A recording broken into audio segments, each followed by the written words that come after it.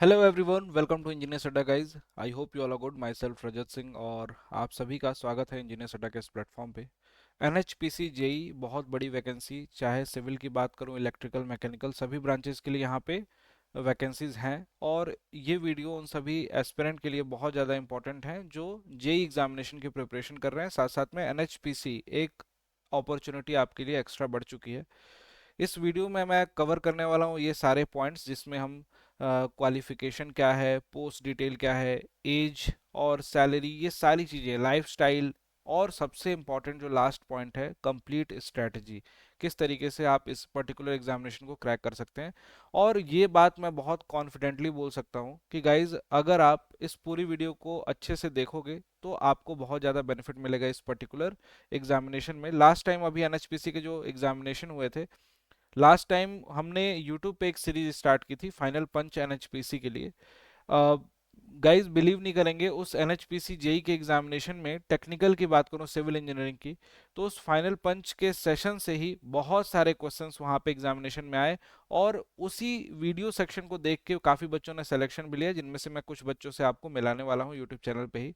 उनका इंटरव्यू छोटा सा एक कराऊंगा, जिससे आपको बहुत कुछ जानने को मिलेगा, क्योंकि रिसेंट एग्जामिनेशन अभी हुए थे और उन बच्चों ने वहाँ पे क्वालिफाई किया है।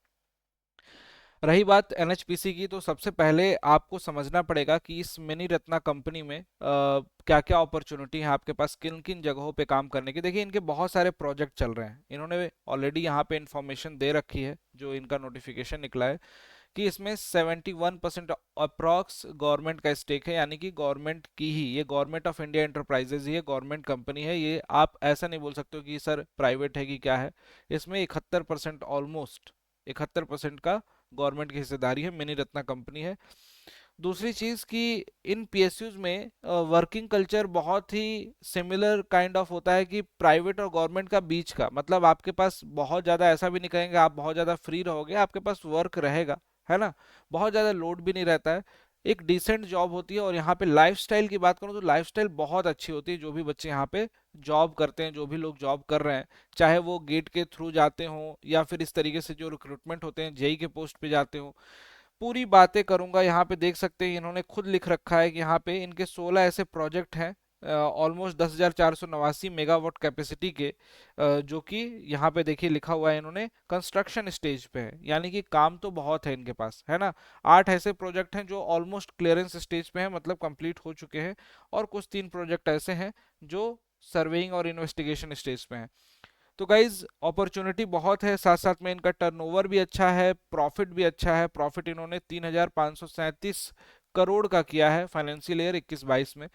अब रही बात कि यहाँ पे अपॉर्चुनिटी क्या है बच्चों के लिए, आपके लिए अपॉर्चुनिटी क्या है, तो इसको समझते हैं। जैसे कि सिविल इंजीनियरिंग की बात करूँ, इलेक्ट्रिकल, मैकेनिकल, एक एक करके देखते हैं। देखिए यहाँ पे गाइज, जूनियर इंजीनियर की जो वैकेंसी निकाली गई है, यहाँ पे पहला, सबसे पहले जूनियर इंजीनियर सिविल S1, यहाँ पे सैलरी जो लिखा हुआ है ना, ये 29,600 से 1,19,000।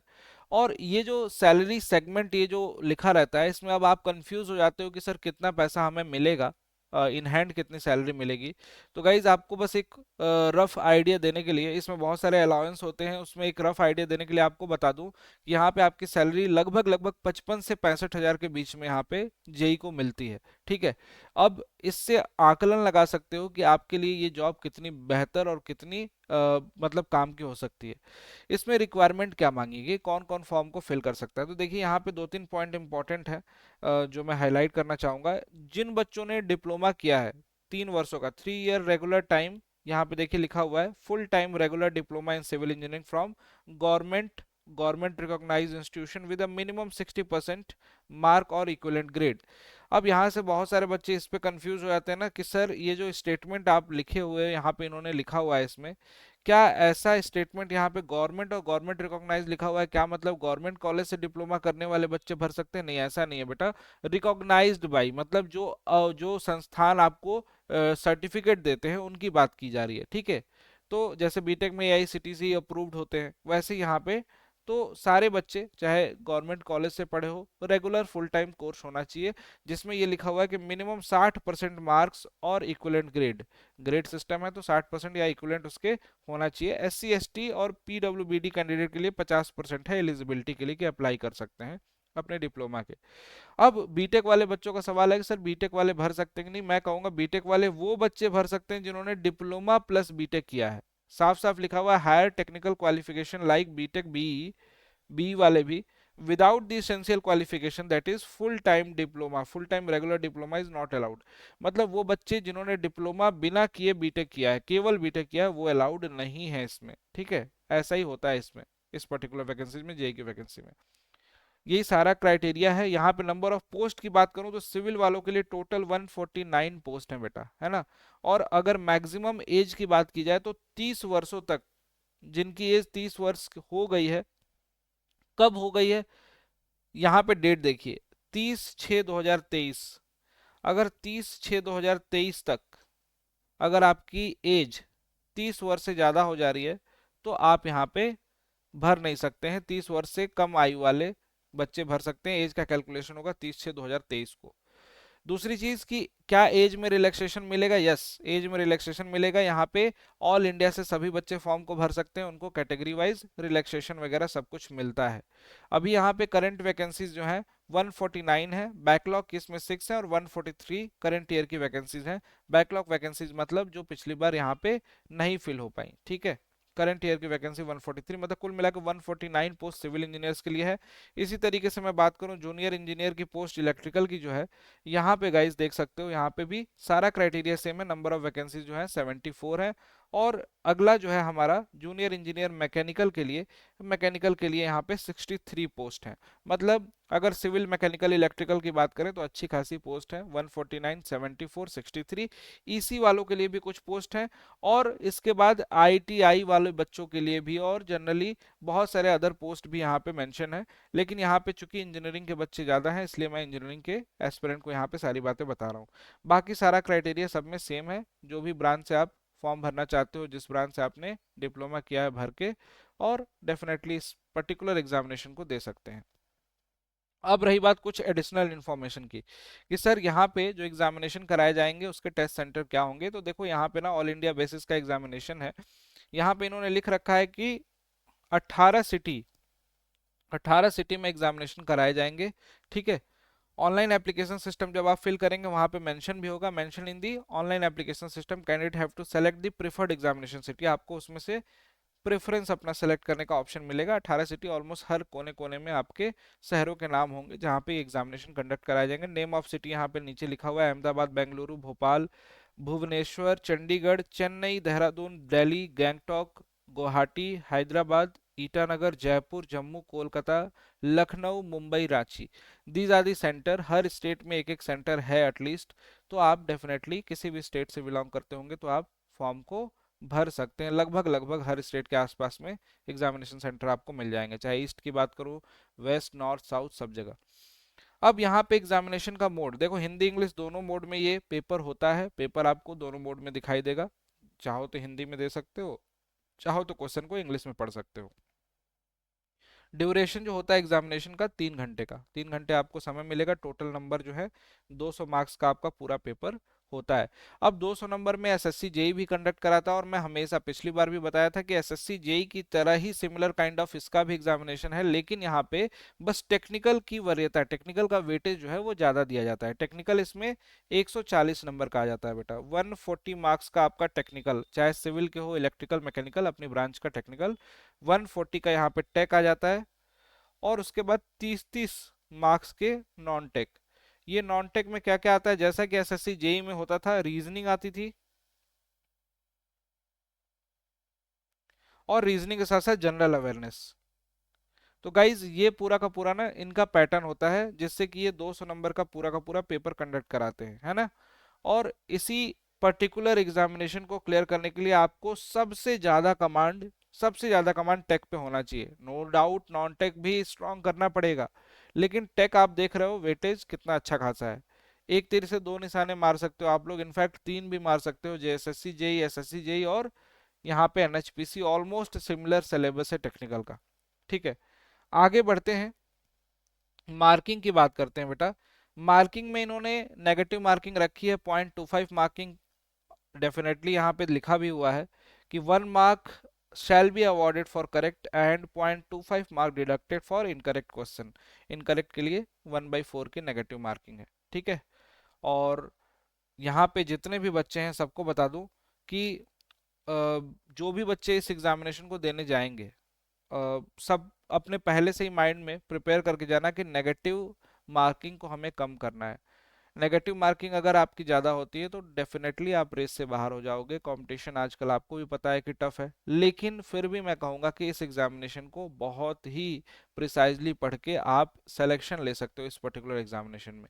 आगे बढ़ते हैं अगले कुछ पॉइंट्स पे, जो स्टेप फॉर अप्लाइंग, कैसे फॉर्म को अप्लाई करेंगे उसके लिए कुछ स्टेप लिखे हुए हैं। सबसे पहले तो यहाँ पे एनएचपीसी का जो साइट है उस पर आपको जाना पड़ेगा, एप्लीकेशन पोर्टल को, और वहाँ पे करियर ऑप्शन में जाके उसमें आपको क्लिक करना पड़ेगा। इंस्ट्रक्शन वगैरह पढ़ने के बाद फॉर्म फिलिंग के ऑप्शन को क्लिक करके अपने सारे के सारे स्कैन्ड कॉपी डॉक्यूमेंट्स को पहले से ही रेडी रख लेना है। यहाँ पे कुछ डॉक्यूमेंट्स की कॉपी लिखा हुआ है कि मैट्रिकुलेशन और secondary certificate as the proof of date of birth, complete set of marksheet, certificates in the support of the qualification. जो क्वालिफिकेशन होगा वो ऑब्वियस सी बात है, पास आउट वाले स्टूडेंट हैं उनके पास आपके मार्कशीट वगैरह यहाँ पे रिक्वायर्ड होगी।